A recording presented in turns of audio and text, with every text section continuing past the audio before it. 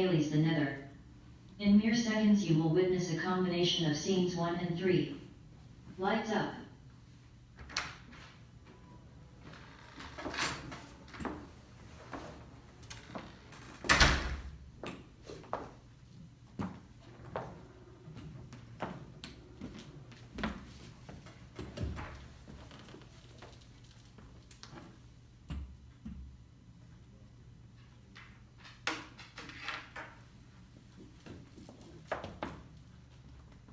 I want to go home.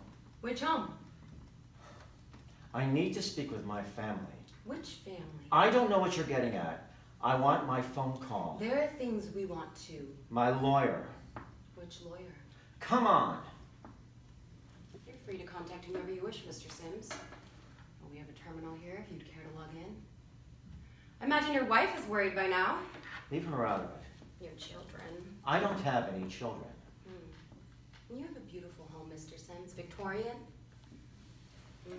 Set far back from a country lane, children on the front porch in long stockings and sailor caps. Barnaby, Donald, Antonia, Iris. Such quaint names from an era associated with innocence. I have a brownstone. My wife is sterile. You've got the wrong guy. Solicitation, rape, sodomy, murder. These are heavy charges, Mr. Sims. Are you charging me? The repetitive nature of the offenses, the amount of money you've made. If you're not charging me... You know about your account in Burkina Faso. If you're not charging me, you have to let me... Yeah, you're free to go. I'm free to go. Well, we can't hold you here without charging you with anything. That would be against the law. Okay. Then I'm going to go. We can't control a person's body. Yours is free to walk out that door. Great. My body is walking out the door. But if it does, we'll rescind your login, Mr. Sims. You won't be able to access a terminal again. Who did you say you are? This is an investigative unit of the Nether. I'm an in-world representative. My name is Detective Morris. I have business on the Nether. All my connections. You cannot expel me. Well, you have a taste for the old-fashioned. Just think of it as a return to simpler times. This is a violation of my rights. My lawyers are the best in the field. You won't keep me out for long. Long enough to locate and detain your children. What's wrong, Mr. Sims? I thought you didn't have any children. You know, we sent someone undercover to your realm to make sure our charges were grounded. And because you programmed it so that nothing may be recorded there, he submitted a written report.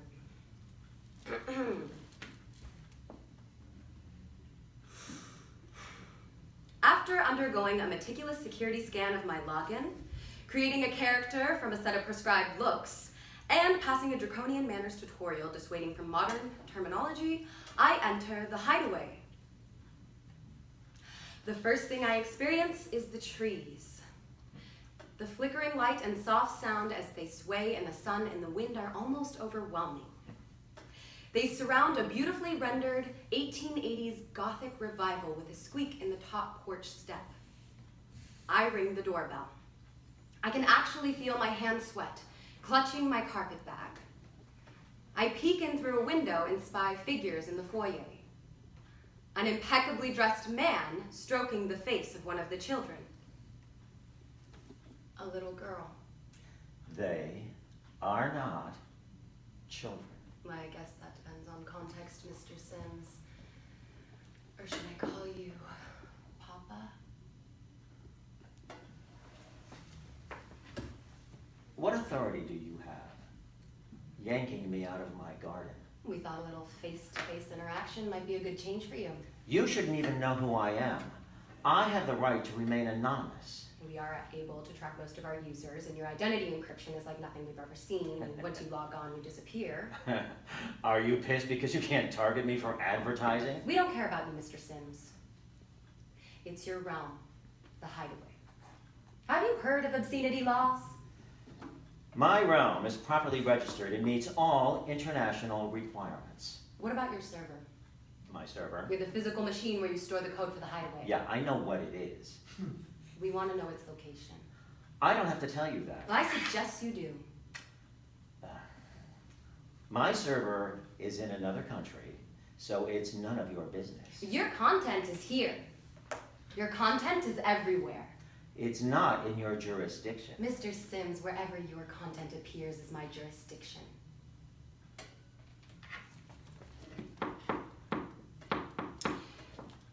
Your realm is not only popular, but it's extremely lucrative. I mean, it's afforded you 200 square feet of real grass around your brownstone, and a garden of snap peas and Swiss chard, and your wife's clothing is made of cotton.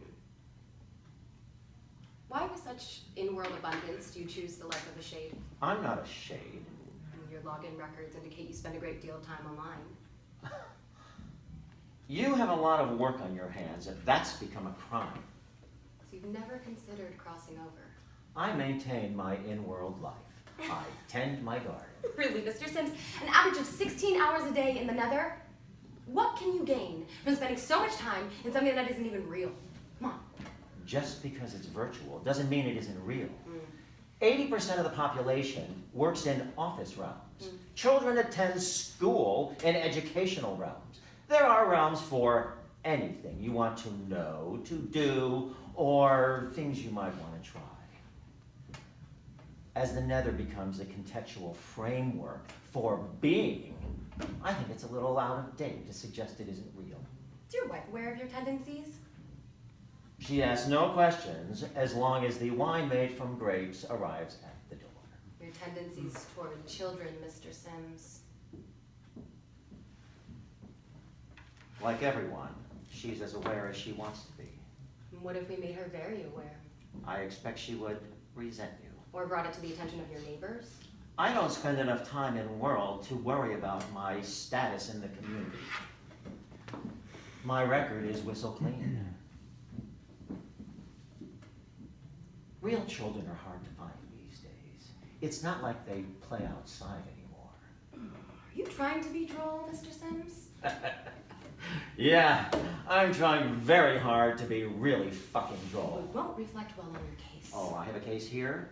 A case sounds illegal, which this definitely is not. We need you to tell us the location of the server. Huh. Once we have located, confiscated the hardware, and deleted your realm, you're free to go without prosecution. This is against the law. Relax, Mr. Sims. My realm is clearly designated adult. There are adults behind the children and adults behind the guests. My background checks are thorough to the extreme so that we don't enable anyone who is underage. This is in accordance with the statute on consensual role play. You seem quite up on your laws and statutes. This is my business. This is our business too. The Nether is home to many businesses with an obligation to protect the needs of our community. Our community has decided that realms such as yours are impermissible. Was there a vote? Yes, there was. I suggest you pay greater attention to message boards. This is shit. You are feeding me shit. You care to log in right now and check? Oh, so you can trace me to my server? No, I would not. I guess you're just gonna have to trust me then. Trust you? Who are you? You know, the Nether is no longer some great Wild West. We have a political body that is just as real as anything in world. We're making our own laws with our own form of prosecution. And you wonder what authority I have? Look around. There's no hideaway here. Now I suggest you sit down.